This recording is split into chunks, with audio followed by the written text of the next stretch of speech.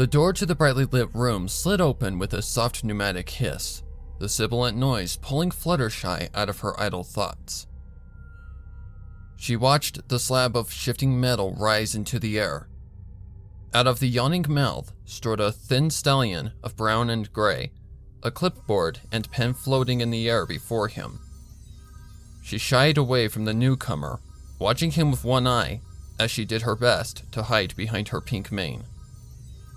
When Fluttershy moved to stand up, the stallion gestured for her to remain still. "Please, stay where you are. There is no need for you to get up." She averted her gaze. "Oh, okay."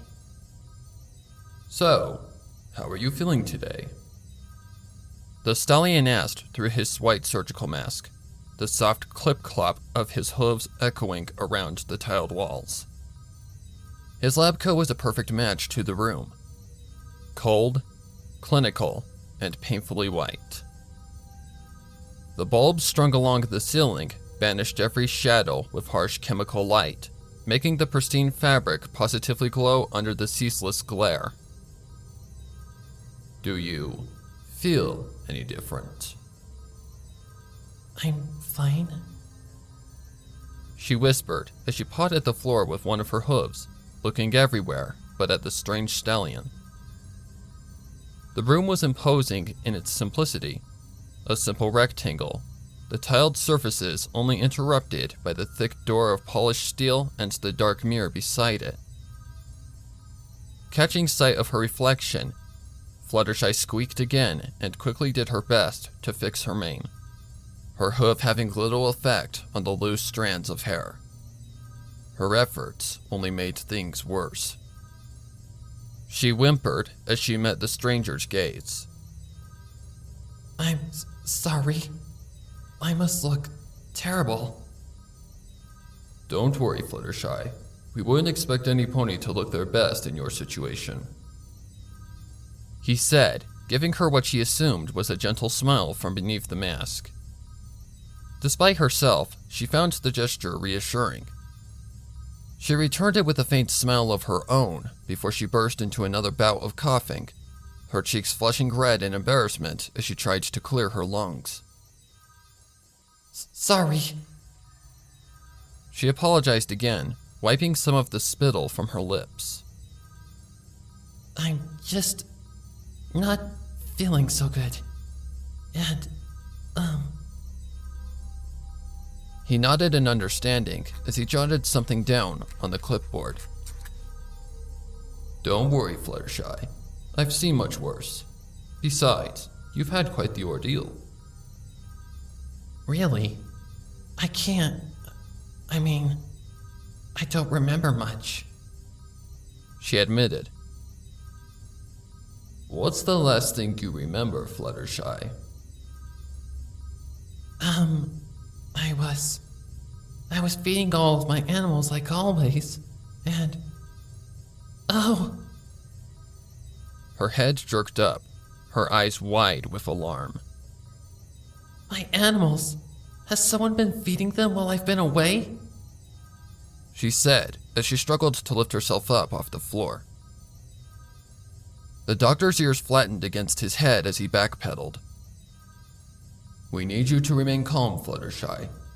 All of your pets have been taken care of. You don't need to worry about them. So please, just stay where you are." She blinked at him a few times before smiling. "Oh, that's good. Thank you. I was really worried for a moment," she said as she settled back down on the bare tiles. "And they're not my pets. I mean, not really. They're my friends. I just look after them. I hope they're okay. Oh, they get so worried sometimes when I'm not there to look after them." He coughed and took a few measured steps closer to her. "Now, you were about to tell me what the last thing you remembered was?" "Oh, okay. Sorry." She said, her apology almost lost beneath the hum of air conditioning as it burst into life. I was at home like normal, taking care of my friends. I think. She averted her gaze and shivered. It's... sorry, but my memories are all fuzzy. I feel cold. Can I get a blanket?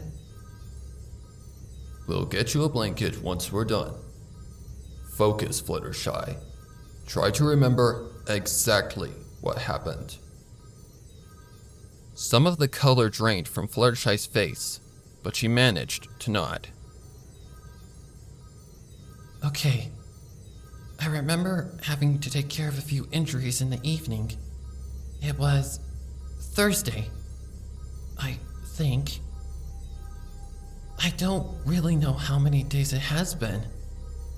What day is it today? The doctor continued to stare at Fluttershy silently. She blushed. Oh, sorry. It doesn't matter.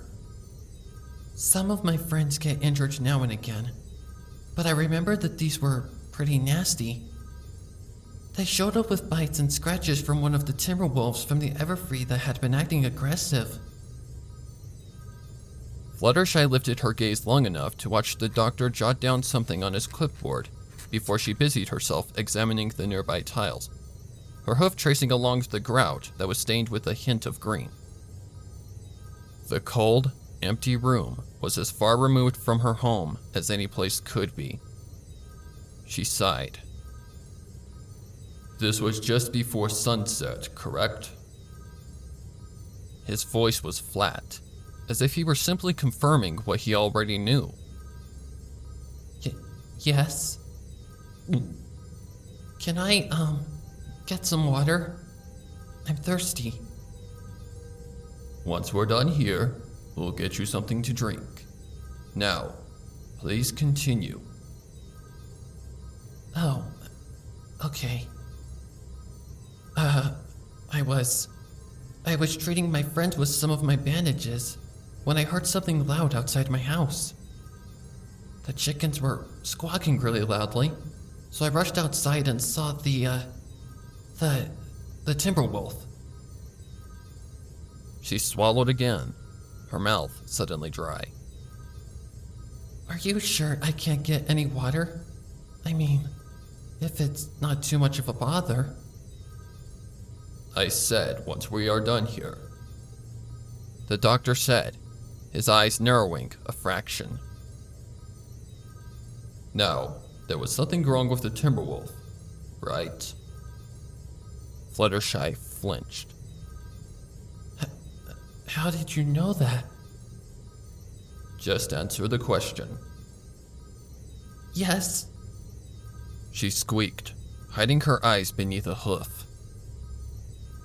There was... He didn't look normal.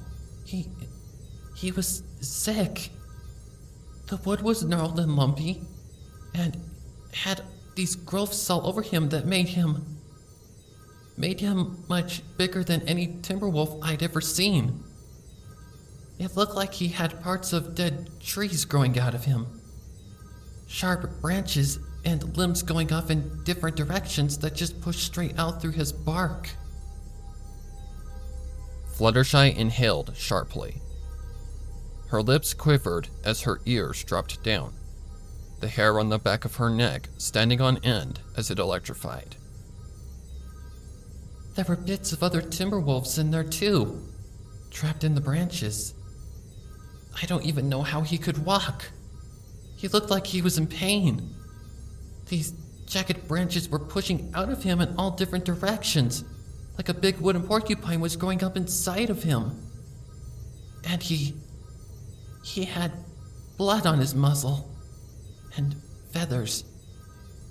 I didn't. Please, I'd rather not talk about it. Fluttershy, you need to tell us what you saw. We need to know exactly what happened that night. His voice softened. It's important. and we don't have much time. There are a lot of ponies counting on us. Fluttershy nodded, her head bobbing heavily. Okay, I'll do my best.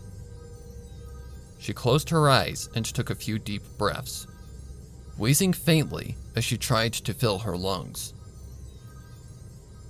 The Timberwolf was... He was attacking the chickens. There were feathers and blood and... Did he kill any of them? She flinched. Yes. Whispered Fluttershy, eyes clenched tight against the harsh memory. Was he eating the chickens?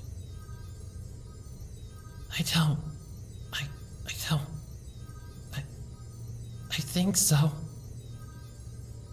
The stallion leaned forward slightly, staring at Fluttershy from over his clipboard. Did you actually see the Timberwolf consuming the chickens? Or was it simply attacking them? I'm not sure. Sorry, but it happened so fast, and my memories are all hazy, and, I guess I can't say for sure. He had to have been, though. What else would he have been doing? The doctor marked something down on his notes, ignoring her question. What did you do? I tried to get him to leave. I tried to stare him down, but it didn't work. And he charged me, and he bit and scratched me before I could fly away from him, and then... The doctor's pen hovered above the clipboard. And then? Then he killed the rest of my chickens. Her howl echoed around the room. Her whole body racked with violent sobs. She slammed a hoof against the tile. I should have saved them, but I was too scared and weak, and I couldn't, and just watch them as he killed them. The doctor tapped his pen against the clipboard urgently. The steady click like a metronome underscoring Fluttershy's muffled cries. What happened next? Deep down, the part of Fluttershy that had found comfort in Iron Will's lessons wanted to shout at the stallion, to scream at his undercarrying tone, to berate him for showing no concern for those animals that had been murdered right in front of her. Instead, she glanced back down at the floor, sniffling and wiping her tears away. Then I went back inside and shut all the doors. Did the Timberwolf try to get back in after the initial attack? He scratched at the doors all night. I don't know when he stopped, though I couldn't get any sleep.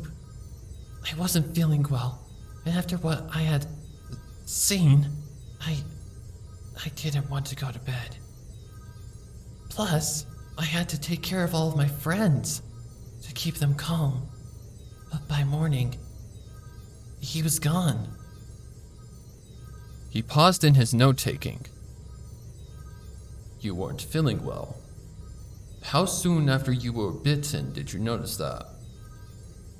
I'm not sure when it all started. About an hour after the attack is when I first noticed that I had a bit of a fever, though. And I couldn't keep any food down.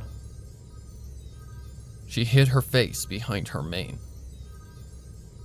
Seeing what he had done to the chickens. Did your injuries get any worse? My injuries? Well, they hurt, but you can see they're fine now. She lifted her left foreleg to display the frayed bandage that clung to her yellow coat. the grimy ends barely attached anymore. See? The doctor glanced down between the proffered arm and Fluttershy's face expectantly. Fluttershy blushed, but remained silent.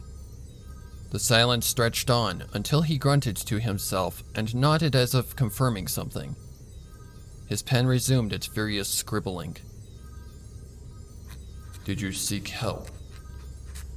Oh, yes, she said with a quick nod. as soon as the sun came up, I called for Applejack to come over and help me. At the same time, I was, not feeling as well as I am now, and I was worried she might not want to get involved due to her past experiences with Timberwolves. Sure, she was pretty nervous at first, but she was so happy once I brought her into my home and showed her how much help all my friends still needed. She's a good friend and a great pony, and she helped me when I needed it most. The doctor flipped through a few sheets of paper on his clipboard, his eyes scanning from side to side as he read something there.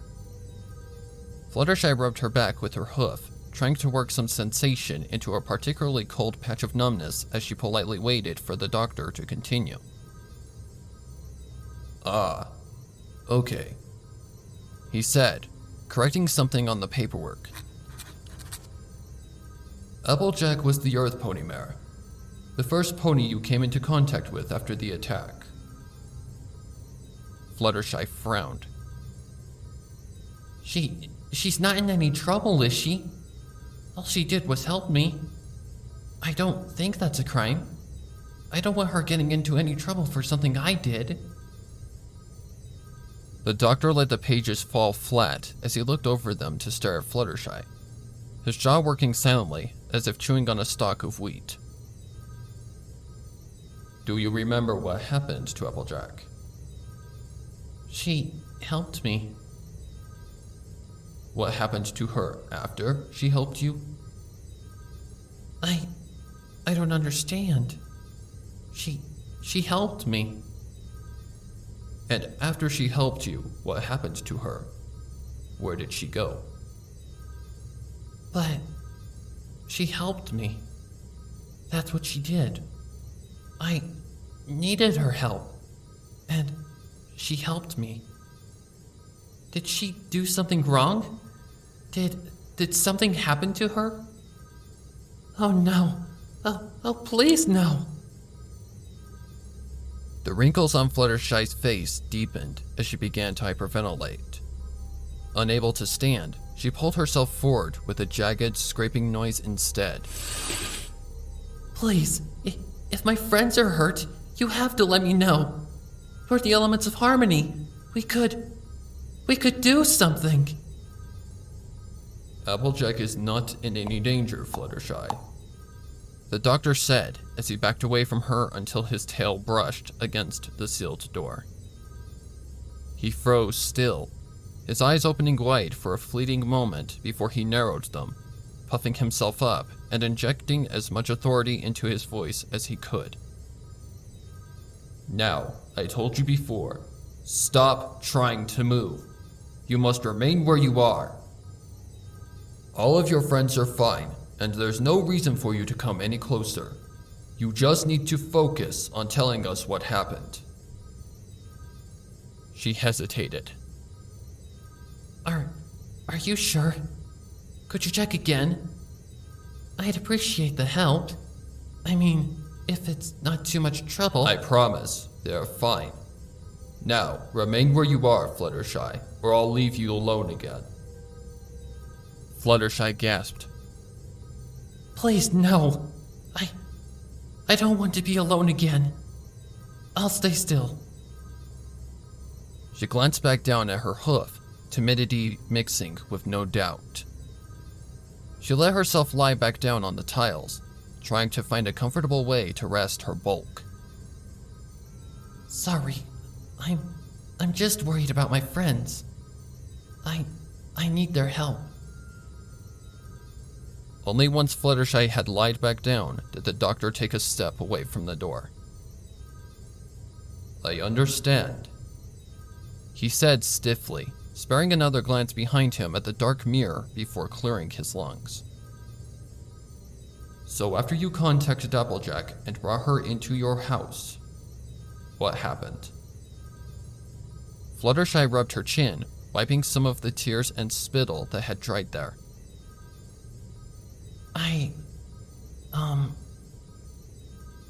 She blushed.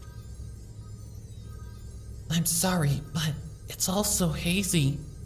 Could you help me? I'm really cold and tired. If I could just take a nap, I'm sure I'll be able to remember. You can sleep in a few minutes, Fluttershy. Now, do you recall getting another pony to help you? A Pegasus by the name of... He checked his notes. Rainbow Dash. Oh, yes, I remember now. Fluttershy said as her friend's smiling visage filled her thoughts. After Applejack helped me, I saw Rainbow Dash outside and asked her if she could help me too. I couldn't move that well, and even after Applejack, I still had so much to do. She frowned. Rainbow was really worried too, though. I think all my friends were just nervous about the scratches I'd received, but they were still happy to help in the end. So happy. Fluttershy's frown vanished as she gave the doctor a big smile. I have some really great friends. The doctor didn't respond, which seemed a bit rude to Fluttershy. Still, she remained silent as he took a few steps to his side to look at the rest of her body. Now, do you still feel any pain? Do you feel sick at all? Headaches? Upset stomach? Fluttershy shook her head. No, I feel alright, I guess. I mean, I do still feel pretty cold and thirsty. Actually, if it's not a bother, I do have this cut on my side that still kind of hurts. She gestured at her flank with her left arm. Could you look at it? I think I need help. You're a doctor, right? He made no move to get any closer. So, besides the cold and your thirst, you feel what you might call normal? Well, I guess. She admitted, turning to hide as much of her face as she could hide behind her mane. I do still have this cut, though. I would really appreciate some help looking at it, if that's all right. This is a hospital, right? It is, he confirmed, his pen working hurriedly. Is there anything else about that night or the next day you'd like to tell us? She shook her head. That's about all I can remember. Sorry. How about your other memories? Can you remember when you were a foal? Your school days? She blinked. Yes, of course I can. I mean, they're blurry though. I can't. It's hard for me to focus on them. Could you help me to stand up? Please? I can't get up very easily. She reached out with her left hoof. Please? I need some help. The doctor remained where he stood. Well, Fluttershy, I think we've had a good day today. Why don't you stay there and try to get some sleep? We'll talk more later. Wait! She cried as he turned back to the door. Her sudden outburst sent her into a fit of wet coughing, but she gestured with her hoof for him to stay there. She spat out something when she finally managed to clear her lungs and wheezed. Please, don't leave me alone. I know I said I'm feeling okay, but I still have this cut I need you to look at. Could you please give me some help? I don't feel right. Just a little ill. I mean, do you have any medication for that? He half turned his head as the door began to lift into the air. We're working on that right now, Fluttershy. Now, you stay calm and just sit there. We'll talk later. No, please. I need your help. She cried out as she tried to close the distance between them, her bulk scraping along the tiles as she used her good hoof to haul herself forward. Her muscles strained as her single hoof tried to find purchase on the smooth floor. Fluttershy, I said remain still, the doctor shouted, his ears going flat. He pressed himself up against the wall as she drew closer, his eyes darting from Fluttershy to the door and back again. Sweat glistened on his brow, twinkling like diamonds in the harsh light. But I need help. Please. She groaned, one of her wings flapping anxiously. She cried out even louder when the doctor ducked beneath the bottom of the door, disappearing into the darkness beyond. The door closed behind the doctor with a pneumatic sigh that was lost beneath the cacophony made by her hoof banging on the polished steel. Please, help me. I need help. There was no response. Fluttershy sighed in defeat, collapsing back to the floor. A low moan escaped her stained lips as she stared up at the ceiling. The echoes of her protests quickly faded away. After the doctor's questions, the soft hum from the air vents did nothing to mask the deafening silence.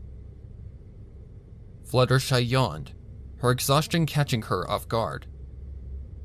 Along her sides, the mouths of a dozen small animals, along with the muzzles of 2 other ponies, yawned as well, their faces subsumed by her bloated flanks. A 3rd Pegasus wing fluttered erratically atop the massive meat and detritus from her tumorous lower half.